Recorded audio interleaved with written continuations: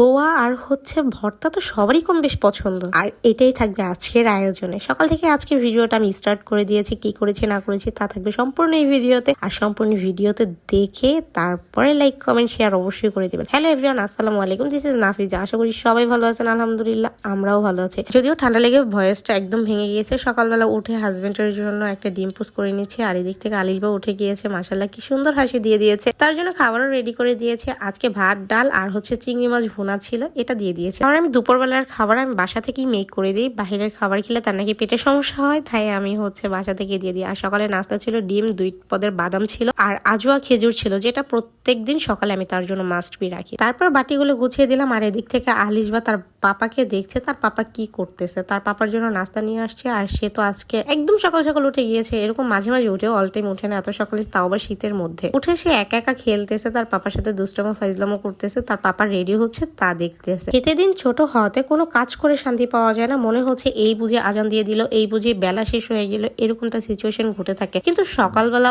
উঠে ফ্রেশ হয়ে নাস্তা করতে করতে দেখা গেছে অলমোস্ট 11টা 12টা বেজে। যদিও অন্য কিছু করার টাইম আর হয়ে ওঠে না, তারপরও আমি ট্রাই করি সময়ের কাজ সময় করার জন্য। আর এখন যেহেতু শীতকাল, সেহেতু বুয়াকে আমি বলেছি সকাল সকাল এসে আপনি কাজ করে দিয়ে যাবেন। এরপর আলিশবার পাপা আলিশবাকে খাওয়াই দিচ্ছে, তার পাপার হাতে সে খাবে। আমার কাছ থেকে টাকা নিয়ে তার পাপাকে দিচ্ছে, বুঝতে পারছেন মেয়ে কতটা পাপা ভক্ত। আমার টাকা নিয়ে তার পাপাকে দেয়, পাপাকে ইমপ্রেস করে বাহিরে নেওয়া যাওয়ার জন্য। আর প্রত্যেকদিন সকালবেলা এরকম উঠে বায়না ধরবে, তার পাপার সাথে বাইরে যাবে। আর কি কান্না করে যদি না নিয়ে যায়, কিন্তু ছোট মানুষ কি আর করবে। পরে লিফট পর্যন্ত নিয়ে গিয়েছে, এখন সে তো মনে করেছে যে সত্যি সত্যি তাকে নিয়ে যাবে, সে আমাকে টাটা দিচ্ছে। এরপরে তো দিয়ে গিয়েছে, তারপরে কান্নাকাটি। এরপর আমি তাড়াতাড়ি করে ফ্রেশ হয়ে নাস্তা করে নিয়েছি। আম্মু বলতেছে আগে নাস্তাটা করে নাও, কারণ আজকে মোটামুটি অনেকটাই কাজ আমার, যেহেতু কাজিন আসবে সেহেতু তো একটু ভালো মন্দ রান্না করাই লাগবে। আর সে বলেছে যে অন্য কিছু খাবে না, শুধু খাবে বোয়া আর হচ্ছে ভর্তা। আর ভর্তা করতে তো কতটা ঝামেলা তো অবভিয়াসলি জানেন। এরপর খাওয়া দাওয়া করে আমি রান্নাঘরে ঢুকে পড়েছি থালা বাসন ধোয়ার জন্য। এদিক থেকে আম্মু মুরগি মেক করে দিচ্ছে,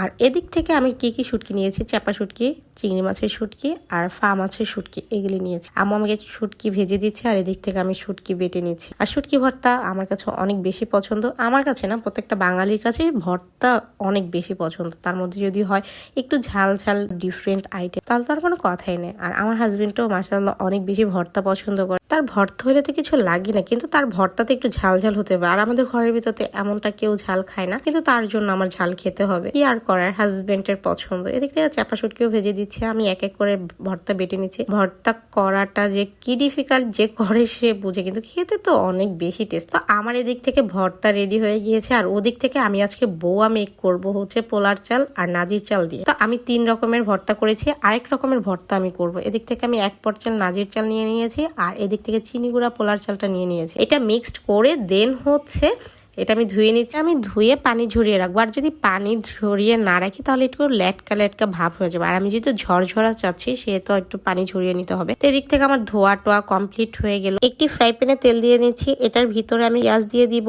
কাঁচামরিচ দিয়ে দিব, তেজপাতা দিয়ে দিব, লবণ দিয়ে দিব পরিমাণ মতন, আর দিয়ে দিব একটু আদা রসুন আর শুকনো মরিচ অ্যাড করবো। আপনারা চাইলে আলু অ্যাড করতে পারেন, আমি আলুটা দেইনি, আলুটা চাইলে আলুটাও অ্যাড করা যাবে। আর ধনে পাতাটা আপনারা অ্যাড করতে পারেন, যেহেতু শীতের সিজন সেহেতু ধনে পাতাটা দিলেও খারাপ লাগবে না, মজা লাগবে। তারপরে আমি পোলার চালটা অল্প অল্প করে দিয়ে দিচ্ছি, এটাকে একদম ভেজে নিই। ভেজে তারপর পরিমাণ মতন পানি দিয়ে দিব, পানি বেশিও দেওয়া যাবে না আর কমও দেওয়া যাবে না। এর জন্য আমি বলক হওয়া অবধি পর্যন্ত এটা ওয়েট করবো। এদিক থেকে আমি মুরগিটা মেখে নিচ্ছি, এটা আমি সম্পূর্ণ আজকে ভাজি করে নিব। এটা আমি ভুনাও করবো না, কিছু করবো না, জাস্ট ভাজি করবো বোয়ার সাথে খাওয়ার জন্য। আর এদিক থেকে আমার বোয়াটা একদম নেড়ে চেড়ে দিয়েছি, এখন আমি উঠিয়ে নিব। এর ভিতরে তো অনেকবারে আমি নাড়াচাড়া দিয়েছি, কিভাবে উল্টে পাল্টিয়ে, এটা তো আপনারা অবশ্যই জানেন। তারপর আমার বোয়া হয়ে গিয়েছে। আর এদিকে 4 রকমের ভর্তা, একটা ছিল রসুন ভর্তা, যেটা আমি লেবু দিয়ে, শুকনো মরিচ দিয়ে, পেঁয়াজ দিয়ে, ধনে পাতা, লবণ দিয়ে, সরিষার তেল দিয়ে করেছি। এটা আমি মাস্ট বি প্রত্যেকটা ভর্তার সাথে করি। এই তো আমার ফাইনাল, আমি 4 রকমের ভর্তা ছিল আর মুরগির মাংস ছিল। তবে আজকের খাবারটা মাশাআল্লাহ অনেক বেশি টেস্ট হয়েছে, থাক অবশ্য চেহারার এক্সপ্রেশন দেখেই বুঝতে পারবেন। আর এই খাবারগুলো না পেট ভরে অনেক বেশি তৃপ্তি সহকারে খাওয়া যায়। আর এটা হচ্ছে ঐতিহ্যবাহী খাবার বিক্রমপুরের ওনারা এটা মাস্ট বি এইভাবে খায়। কিন্তু এটা হচ্ছে পোলার চালের খুদ দিয়ে খেতে পারেন, ভাতের খুদ দিয়ে খেতে পারেন, কিন্তু আমি 2 পদের চাল সবসময় অ্যাড করি, এই বোয়াটা আমি মেক করে থাকি। আর আজকের ভিডিওটি কেমন লেগেছে অবশ্যই একটি লাইক কমেন্ট শেয়ারের মধ্যে বলে যাবেন। এই যে আমার কাজিন খাচ্ছে, আর আমার মামা তো ভাই এদিক থেকে দুষ্টামি করতেছিল। দেখা হয়ে যাবে নেক্সট কোনো ভিডিওতে, নেক্সট কোনো ভিডিও নিয়ে। সে পর্যন্ত সবাই ভালো থাকবেন, আমাদের আল্লাহ হাফেজ।